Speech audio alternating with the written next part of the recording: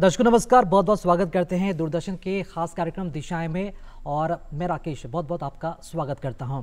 दर्शकों, आज दिशाएं कार्यक्रम में हमने एक ऐसा विशेष टॉपिक लिया है, एक विशेष विषय लिया है और ये विषय कैसा है, यानी कि जो विज्ञान, गति और कल्पना, ये तीनों का मेल है जिसे हम कहते हैं एरोडायनेमिक्स। जी हाँ, विज्ञान और गति का खेल कैसे हमारे जीवन में एक चक्रव्यूह की तरह समान है और कैसे रोज़ाना मतलब कि निरंतर हम अपने डेली यूज़ में उसका जो इस्तेमाल है वो देख रहे हैं और डिमांड इसकी कितनी बड़ी है, आज हम उसके बारे में जानेंगे। साथ ही साथ उन तमाम छात्रों के लिए, उन अभ्यर्थियों के लिए, उन स्टूडेंट्स के लिए जो एरोडायनेमिक्स में अपना करियर बनाना चाहते हैं, उड़ते जहाज़ों और रेसिंग कारों के डिज़ाइन में अपनी अहम भूमिका अदा करना चाहते हैं, उनके लिए भी आज का ये कार्यक्रम काफ़ी खास होने जा रहा है, क्योंकि आज हमारे इस कार्यक्रम में बहुत ही खास एक्सपर्ट मेहमान आज हमारे बीच जुड़े हुए हैं जो एरोडायनेमिक्स के एक्सपर्ट हैं। हमारे बीच मौजूद हैं मोहम्मद निज़ाम जी, जो एरोडायनेमिक्स में एमटेक उन्होंने किया है और इसके एक्सपर्ट हैं। और आपके इस करियर से जुड़े जो भी सवाल हैं, कैसे इस करियर में अपना जो फील्ड में अपना करियर बना सकते हैं और कैसे तमाम चीज़ों को जानते हुए कैसे आप इस फील्ड से जुड़ सकते हैं, उन तमाम सवालों को जानेंगे। और इसके लिए आज हमारा जो टोल फ्री नंबर है 1800-3456-171 पर आप कॉल करके अपने जो भी सवाल है वो कर सकते हैं कि जैसे आप एरोडायनेमिक्स में कैसे आ सकते हैं, इसकी योग्यता क्या होनी चाहिए और इसमें आप कैसे अपने आप को उड़ान भर सकते हैं। चलिए, अधिक जानकारी के लिए हम अपने कार्यक्रम में अपने खास मेहमान का स्वागत करते हैं। मोहम्मद निज़ाम जी का बहुत बहुत स्वागत है। बहुत बहुत शुक्रिया। तो मोहम्मद निज़ाम जी, आज हम एरोडायनेमिक्स के बारे में हम बात करना चाह रहे हैं। जो व्यूवर्स, जो दर्शक देख रहे हैं, वो भी काफ़ी मुझे लगता है कि क्यूरियोसिटी उनकी बढ़ गई होगी कि आज कुछ अलग तकनीक के क्षेत्र में हम बात करने जा रहे हैं। वो ऐसा तकनीक जो आज हमारे हर तरफ चारों ओर फैला हुआ है, जिसकी डिमांड आज बढ़ी और हमारे दिनचर्या में भी वो शामिल है। तो सबसे पहले हम ये जानेंगे कि एरोडायनेमिक्स ये है क्या, उसे समझे कैसे हम, बिल्कुल, जिन्हें अगर जानकारी नहीं है तो कैसे इसे समझ सकते हैं। जी, सबसे पहले तो हम लोग और जो भी दर्शक हैं जिन्हें बिल्कुल कुछ नहीं पता है एरोडायनेमिक्स के बारे में, तो वो इस तरह से समझ सकते हैं और किस तरह से ये चीज़ डेवलप हो रहा है धीरे धीरे करके। तो आप ये चीज़ देखिए कि डेली लाइफ में हमारा फ्लो इंट्रैक्शन ये कह सकते हैं हम लोग कि किस तरह से हवाएं एक चीज़ों से इंट्रैक्ट करती है। आज हम लोग जैसे रेलवे में आ रहे हैं, हाई स्पीड की तरफ जा रहे हैं, तो एक सिंपल लोकोमोटिव को आप हाई स्पीड पे 320 की स्पीड पे नहीं चला सकते, तो आपको प्रॉपर उसके लिए डिज़ाइन करना होगा। जैसे बुलेट ट्रेन है, तो बुलेट ट्रेन का आप देखते होंगे स्ट्रीमलाइन पैटर्न होता है, यानी उसके नोज़ को आप देखते होंगे कर्व है। तो ये चीज़ सिंपली ऐसे नहीं डिज़ाइन कर सकते हैं हम लोग। तो हर एक चीज़, जो भी चीज़ें हैं जिसे हम लोग फ्लो, कहीं पे भी हवाओं के साथ इंट्रैक्शन किसी भी चीज़ का हो रहा है, और हम लोग यहाँ पे बात करते हैं फ्लूइड में क्या आता है आपका, लिक्विड भी आता है, आपका एयर भी आता है। तो लिक्विड के साथ भी अगर किसी भी ऑब्जेक्ट का इंट्रैक्शन हो रहा है या अगर आपका एयर के साथ किसी चीज़ का इंट्रैक्शन हो रहा है, इसी चीज़ को हम लोग एरोडायनेमिक्स के अंदर पढ़ते हैं जी। तो और इसका आप डेली लाइफ में देखिएगा कि बहुत सारे प्रैक्टिकल एग्जांपल हैं। हम लोग आए दिन इस चीज़ को इंटरेक्ट करते रहते हैं। जैसे एक सिंपल से एक चीज़ें देखते होंगे आप लोग, आप कभी कार से ट्रैवल कर रहे हैं और हाथ को अपने बाहर निकाल दीजिए, तो हाथ को अपने बाहर निकाल दीजिए, देखिएगा कि आपका हाथ ही ऊपर लिफ्ट कर गया। एक पतंग भी कोई बच्चा उड़ा रहा है तो वहाँ पे भी देखते हैं कि वहाँ पे भी एरोडायनेमिक्स का यूज़ है, जिसे अगर किसी को अगर बहुत ज़्यादा उसे आता है पतंग उड़ाना तब उड़ा सकता है, लेकिन अगर थोड़ा सा भी अगर एयर फ्लो ज़्यादा है तो वो सीधे सिर्फ पतंग को छोड़ देगा हवा में, तो वो हवा के फ्लो की वजह से उड़ जाएगा। तो यहाँ पे भी आपका क्या है, एक ऑब्जेक्ट है जो कि आपका पतंग है और उसके साथ फ्लो इंट्रैक्शन हो रहा है एयर के साथ। तो ये चीज़ तो यही चीज़ है जो हम डेली लाइफ में इसके बारे में फिर आगे देखते हैं हम लोग जी। तो एरोडायनेमिक्स के अगर बारे में हम बात करते हैं, तो अगर कोई इसमें अपना करियर बनाना चाहता है तो शुरुआत में ये सवाल जो स्टूडेंट्स से वही कहते हैं कि उनकी लिए योग्यता क्या होनी चाहिए, वो कब इस फील्ड से जुड़ सकते हैं, कितने साल का कोर्सेस हैं और क्या इसमें मतलब कि जो एक तरह से देखा क्राइटेरिया होता है उसके बारे में जो चाहेंगे। देखिए, एरोडायनेमिक्स एक्चुअली एक पार्ट है, एरोस्पेस का एक पार्ट है। तो एरोस्पेस में क्या है, डिफरेंट पार्ट्स होते हैं। जैसे एक एरोप्लेन है तो एरोप्लेन का भी डिफरेंट पार्ट है। आपको स्ट्रक्चर देखना होगा कि एक एरोप्लेन बनता है आप तो किस मटेरियल से आप बना रहे हैं। तो आजकल कंपोजिट मटेरियल आता है, पहले सुनते होंगे एल्युमिनियम से बनता है, तो आज कंपोजिट मटेरियल यूज़ हो रहा है आपका, तो वो स्ट्रक्चरल पहलू है जी।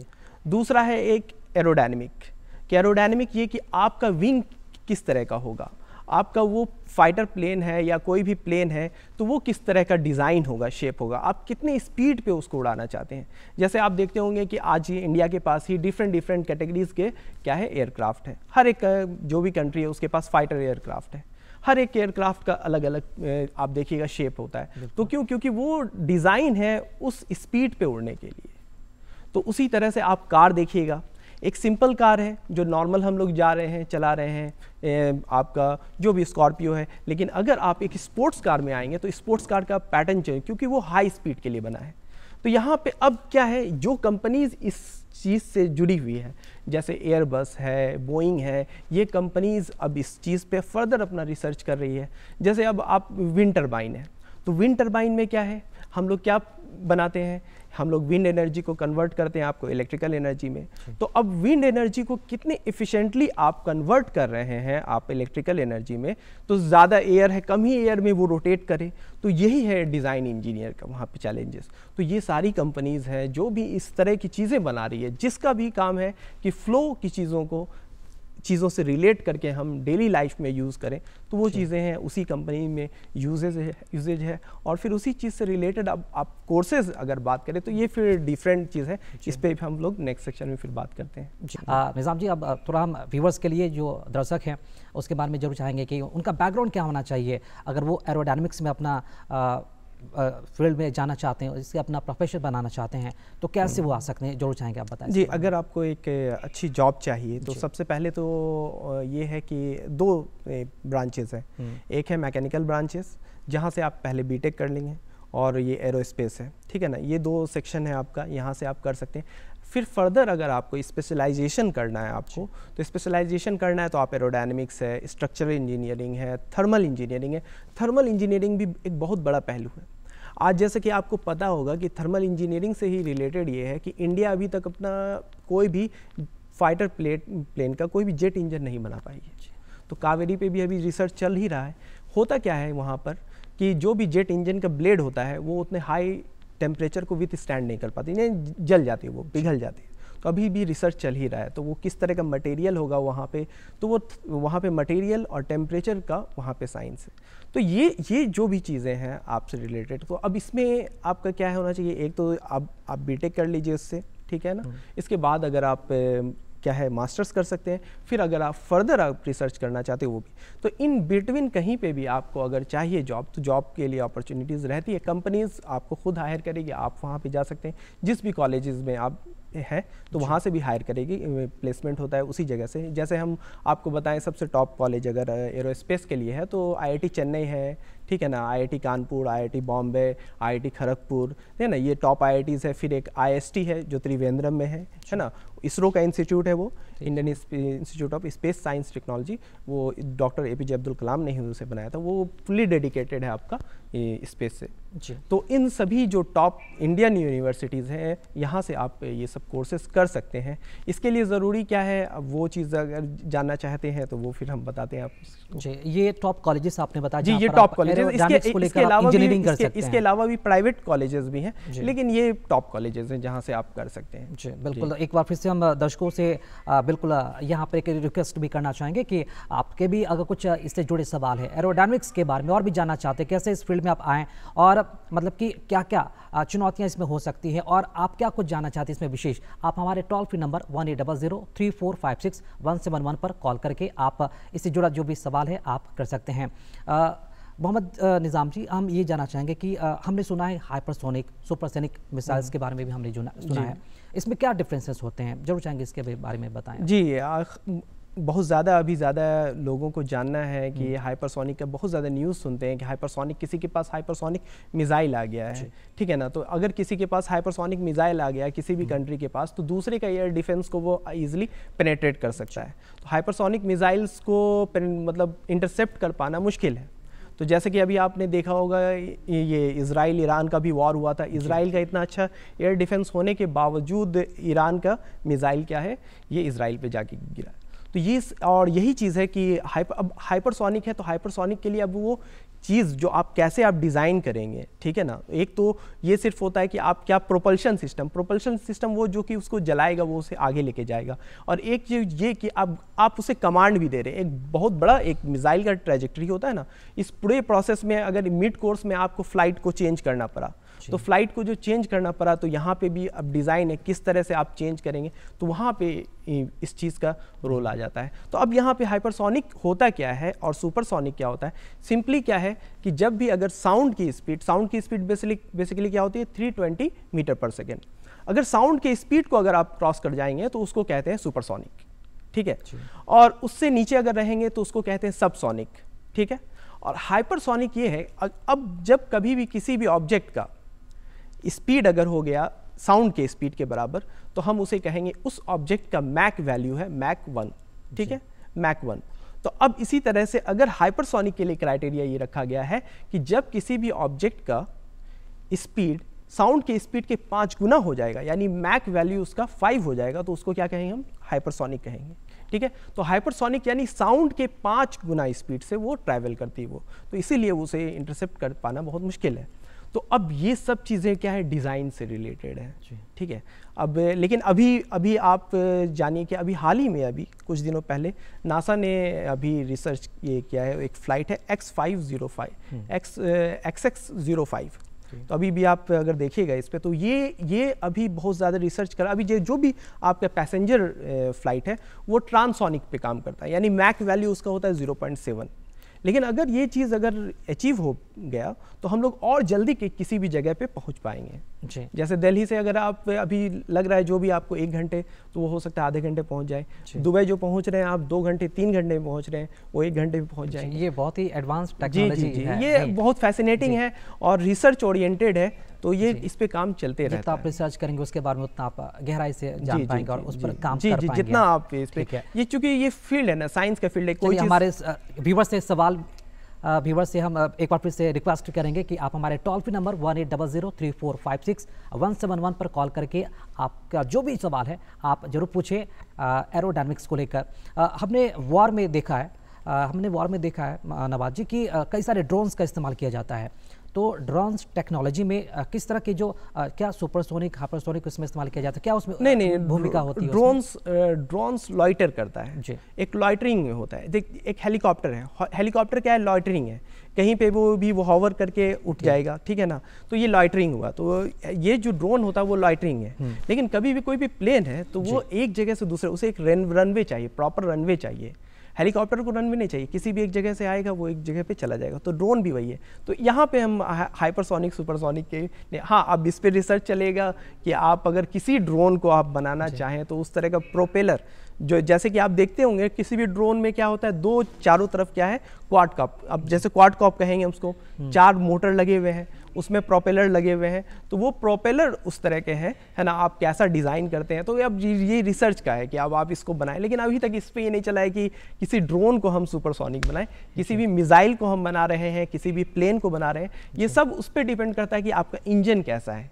जो भी प्लेन है तो प्लेन में एक इंजन लगा हुआ है, ठीक है ना, तो इंजन ही एक्चुअली प्रोपेल कर रहा है। और जो भी अगर ड्रोन है तो ड्रोन में एक्चुअली बैटरी ऑपरेटेड ये मोटर रहता है। जी नवाज जी, आपको क्या लगता है कि कौन सा ऐसा क्षेत्र है जहां पर एरोडायनामिक्स का सबसे ज़्यादा जो इस्तेमाल है वहां पर उसका हो रहा है?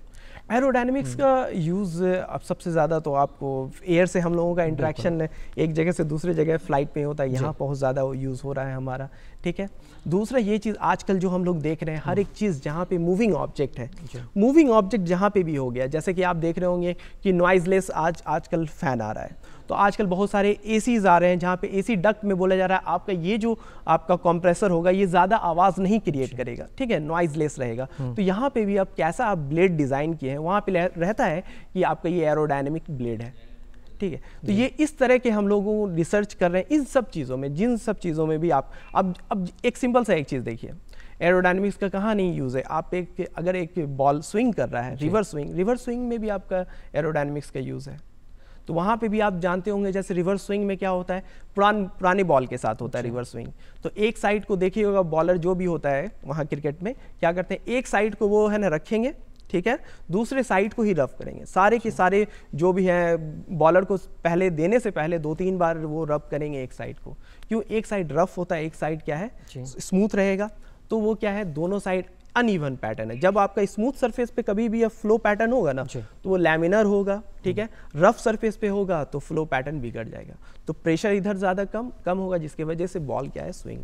ओके, काफ़ी ये टेक्निकल चीज़ें हाँ, हैं। टेक्निकल चीज़ें। अब इस चीज़ को अगर एनिमेटेड वे में ज़्यादा समझाएंगे और तो मुझे लगता है कि नवाज जी, ये जो एरोडायनामिक्स है ना, हमारे दिनचर्या को, हमारे लाइफ को काफ़ी इसने आसान बना दिया जी है। और आगे और ये आसान एंट्रेंस करेगा। का मैं ये जानना चाहता हूँ कि यहाँ पर छात्रों के लिए आपने कई सारी बातें बताई है, तो किस तरह के जो एंट्रेंस एग्जाम्स है इसमें देने पड़ते हैं, जो चाहेंगे अब जैसे मैंने कहा कि आईआईटीज़ है, तो आईआईटीज़ के लिए तो आपको सिंपल है, आपको जेई देना होगा। सबसे पहले तो जेई मेंस आपको क्लियर करना पड़ेगा। जेई मेंस जो लोग भी क्लियर किए हैं तब वो जाके जेई एडवांस देंगे, और जेई एडवांस के रैंक के बेसिस पे जो टॉप जो कॉलेजेस मैंने बताए हैं आईआईटीज़ के, वहाँ मिलेंगे।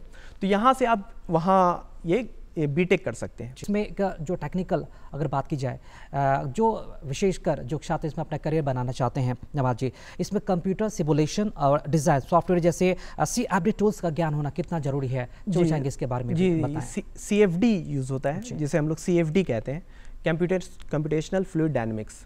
तो एक तो ये चीज़ होता है कि अगर आप किसी भी प्लेन को बनाया है आपने, मतलब मेरा एक आइडिया है कि मैं ये प्लेन बनाऊंगा और ये इस तरह का होगा।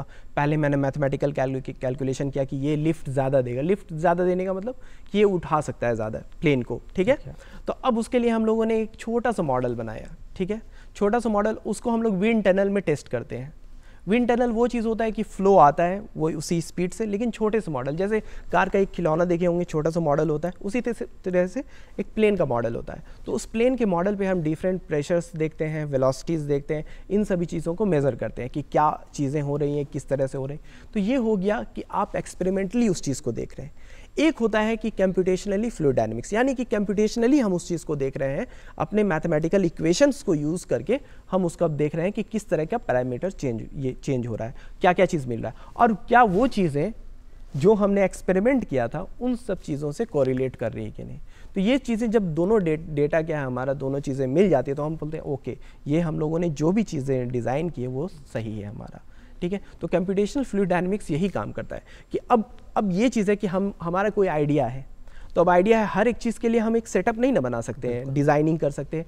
तो कंप्यूटेशनल फ्लूइड डायनेमिक्स यही करता है कि आपने कुछ भी कंप्यूटर पे डिज़ाइन किया, उस चीज़ को आपने वहाँ पे सिमुलेशन में लगाया। सिमुलेशन में अब ये वर्क स्टेशन होता है, ये करीब अब सिमुलेशन डिपेंड करता है, 2-2 दिन तक एक सिमुलेशन चलता है हम लोगों का, ठीक है ना। 2-2 दिन तक, हफ्तों तक हो सकता है सिमुलेशन चले, बहुत सारे इटरेशन होते हैं, ठीक है ना। एक कैलकुलेशन आया दूसरे, तो ये अंदर की बात है किस तरह से कैलकुलेशन होता है, तो ये इस पे काम होता है। अब ये डिपेंड करता है, तो ये अब वही लोग कर सकते हैं जो कि मैथमेटिकली साउंड है, ठीक है, और जिनका कोडिंग अच्छा है, ठीक है। तो ज़रूरी ये भी चीज़ है कि अगर हम जाना चाहते हैं इस फील्ड में आगे, तो कैसा हम लोगों का 12th तक कैसा एजुकेशन रहा, 10th तक है, 10th है, फिर 12th है, ये सारी चीज़ें मैटर करती हैं। जी, बैकग्राउंड जी बिल्कुल। ये सिर्फ यही नहीं है कि आपने इंजीनियरिंग किया, ये भी इंपॉर्टेंट है कि 12th तक आपने क्या पढ़ाई की, फिर 10th तक क्या पढ़ाई की, हर एक बेसिक यूज़ होता है, ज़रूरी होता है। इसी से जुड़ा एक अहम सवाल मेरा ये है कि क्या ये रिसर्च ओरिएंटेड फील्ड है और इस पर प्रैक्टिकल एप्लीकेशंस है, ये ज़्यादा है? जी बिल्कुल रिसर्च ओरिएंटेड है, और रिसर्च हर एक चीज़ में स्टिल हो ही रहा है, ठीक है ना। हर एक चीज़ को हम क्या चाहते हैं कि अच्छे से अच्छा हो, जो भी चीज़ें चल भी रही है तो उसे और इम्प्रूव करना है हमें, तो रिसर्च इसी चीज़ पे चलते रहता है, और नई से नई चीज़ों को भी तलाशा जा रहा है कि क्या चीज़ बेहतर है, ठीक है। तो ये हम लोग करते हैं। जी, क्या लगता है कि अगर जो फील्ड में आना चाहते हैं जो स्टूडेंट्स, उनके लिए सबसे बड़ा चैलेंज इसमें क्या हो सकता है और कैसे उसे आप टैकल किया जा सकता है? सबसे बड़ा चैलेंज इसमें क्या देखते हैं जो नए युवा इसमें अगर आते हैं तो? ओके, तो देखिए, अगर कोई नए युवा या कोई भी अगर आना चाहता है इस फील्ड में, तो सबसे पहले तो ये मैथ्स और उनका साइंस में खासकर फिज़िक्स उनका अच्छा होना चाहिए। फिज़िक्स से 12th का जो भी है आपका, वो बिल्कुल साउंड होना चाहिए, अच्छी तरह से कॉन्सेप्चुअली आप स्ट्रांग होने चाहिए, क्योंकि बाद में आप किसी भी कॉलेज में अगर जाएंगे तो वहाँ पे कोई भी प्रोफेसर आपको नहीं बताने वाला है बेसिक कॉन्सेप्ट, ठीक है। वो सीधे रेफ़र कर देगा तुम क्यों नहीं पढ़ के आए, ठीक है। तो ये चीज़ें इंपॉर्टेंट है कि आपका अंडर 12th का एजुकेशन कैसा है, ठीक है। फिर आप जहाँ भी आप पढ़ाई कर रहे हैं, चाहे एरोस्पेस से रिलेटेड किसी भी कॉलेज में, फिर आप अपने प्रोफेसर को टाइम दें, खुद कहीं भी अगर आप एडमिशन लिए, भले अगर आप हो सकता है कि आप जेई निकाल लिए और जेई एडवांस निकाल लिए, तब तो फिर वहीं गाइड करेंगे आपको वो लोग, ठीक है। अगर आप मान लीजिए किसी प्राइवेट कॉलेज से ही कर रहे हैं तो आप अपना मोटिव फिक्स रखिए कि हाँ हमें इसरो में जाना है, ये काम करना है, उस चीज़ से इंटरेस्ट बनाइए। अगर अब है क्या कि हम तब मोटिवेट होंगे जब हम चाहेंगे कि हम वैसा बनना चाहते हैं। बिल्कुल बिल्कुल। तो अगर हम चाहेंगे कि पूछो नवाज जी कि एक सफल एरोडायनामिक्स इंजीनियर बनने के लिए क्या क्या क्षमताएं होनी चाहिए, तो क्या बेसिकली जी सबसे पहले तो मोटिवेटेड होना चाहिए कि हम हैं कि नहीं, हम मुझे वो करना है, ठीक है ना। फिर ये चीज़ है कि उसके लिए रिक्वायरमेंट क्या है, सिर्फ सोचने से नहीं ना है कि हम वो चीज़ बन जाए। ये है कि रिक्वायरमेंट यही है कि आपको साउंड होना पड़ेगा, जो भी चीज़ें आपके अंडर 12th आपको सही रखना पड़ेगा। फिर उसके बाद जो आपके साथ जो भी चीज़ें वो पढ़ा रहे हैं खासकर, ठीक है, उस चीज़ से अप टू मार्क रहना पड़ेगा। जी, विदेशों में अगर हम बात करें तो वहाँ पे एरोडायनामिक्स के क्या अवसर हैं? जी, विदेशों में अगर आप MIT में देखेंगे, मैं मैनचेस्टर इंस्टीट्यूट ऑफ टेक्नोलॉजी, तो वहाँ MIT में ये सबसे टॉप इंजीनियरिंग कॉलेज है, तो वो वहाँ अगर आप जाना चाहते हैं तो वहाँ भी अवसर है। लेकिन यहाँ आपका अगर आप इंडिया में अगर आप देखेंगे तो JEE एडवांस के थ्रू भी जो जाते हैं, तो वो भी हमारे जो भी स्टूडेंट्स JEE एडवांस के थ्रू भी जाते हैं तो वो भी काफ़ी हमारे कैपेबल स्टूडेंट्स रहते हैं। तो मतलब भारतीय छात्रों के लिए अब ये प्रोसेस है, अगर आप जो भी USA में, तो अब आप अप्लाई करेंगे वहाँ के लिए जो रिक्वायरमेंट हर एक कंट्री का, जैसे जर्मनी का अलग है, USA का अलग है, लैंग्वेज का भी ये एग्ज़ाम होता है, वो सारे के सारे एग्ज़ाम आप दीजिएगा, फिर वो वहाँ पे अप्लाई करेंगे। जी, तो मतलब जो भारतीय छात्र हैं विदेशों के जो विश्वविद्यालय हैं उनमें रिसर्च की संभावना जी बिल्कुल है, कर सकते हैं। इवन बीटेक के बाद जितने ज़्यादातर IIT के जितने स्टूडेंट्स हैं वो फॉरेन ही रिसर्च करने के लिए जाते हैं, फॉरेन कंपनीज़ में जाएंगे और वही कंपनीज़ फिर उन्हें रिसर्च करने के लिए डिफरेंट यूनिवर्सिटीज़, या आप अगर मास्टर्स करना चाहते हैं तो मास्टर्स के लिए बाहर जाते हैं लोग। अगर आप यहाँ से किए हैं तो फिर PhD के लिए फिर बाहर जाते हैं। जैसे भी लोग हैं, जिस स्टेप पे आपने यहाँ एडमिशन लिया, फिर फर्दर उसी के बेसिस पे जो भी प्रोफेसर है वही रिकमेंड करेंगे कि आपको कि फर्दर आप जिस फील्ड में आपने रिसर्च किया उसी से रिसर्च करने के लिए आप वहाँ रिसर्च हो रहा है तो आप जाइए उस जगह पे।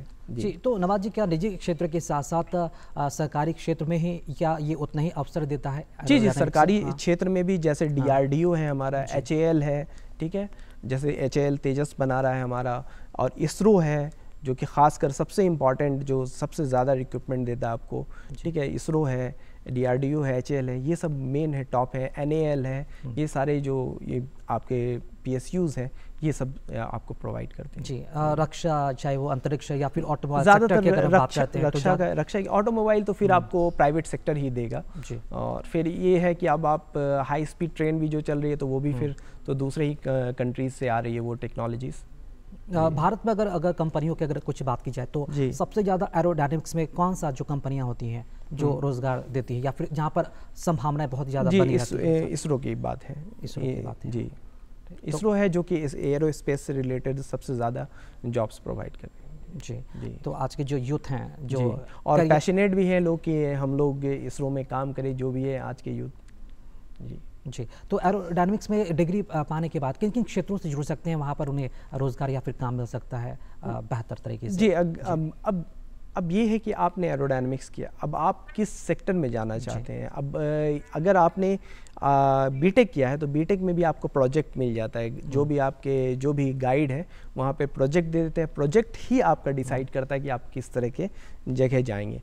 अब वहीं पे डिसाइड हो जाए, आपने अगर रेसिंग कार से रिलेटेड काम किया है, आपने काम किया है विंड टरबाइन से रिलेटेड काम किया है, तो अब आपने काम किया है विंड टरबाइन से रिलेटेड, तो चूंकि हम चूज़ खुद करते हैं कि हम किस चीज़ पे काम करेंगे, तो फिर उसी तरह के फील्ड से फिर वहाँ जाते हैं, क्योंकि जो भी स्टूडेंट है वो उसी तरह से पिक करते हैं कि वो यहाँ इस चीज़ को पिक किया है, फिर वो वहाँ पे मिलेगा उस चीज़ से। जी, मोहम्मद निज़ाम जी, बहुत आपने कई सारी बातें अहम बताई, और एरोडायनामिक्स के एक फील्ड में ये फील्ड कितना इंटरेस्टिंग है और ये कितना मतलब कि तकनीकी से जुड़े क्षेत्र से जुड़कर आप वाकई में न सिर्फ बिहार का बल्कि अपने देश का इंटरनेशनल लेवल पर अपने आप को आप छा सकते हैं, और साथ ही साथ कुछ बड़ा करने का अगर आप योगदान देना चाहते हैं अपने देश के लिए तो आप एरोडायनामिक्स फील्ड से आप जरूर जुड़े। बहुत बहुत शुक्रिया आपका मोहम्मद नवाज निज़ाम जी, आप हमारे इस कार्यक्रम में आए, दिशा में आए, और आपने कई सारी जो रोचक बातें तो बताई, साथ ही साथ कैरियर ओरिएंटेड जो भी सवाल है उन सारे सवालों को आपने जवाब दिया। बहुत बहुत शुक्रिया आपका। तो दिशाएं कार्यक्रम में फिलहाल के लिए इतना ही, और हमारे साथ फिलहाल इतना ही। फिर दीजिए इजाज़त, फिर मिलेंगे दिशाएं कार्यक्रम में एक विषय के साथ, तब तक के लिए दीजिए इजाज़त, नमस्कार।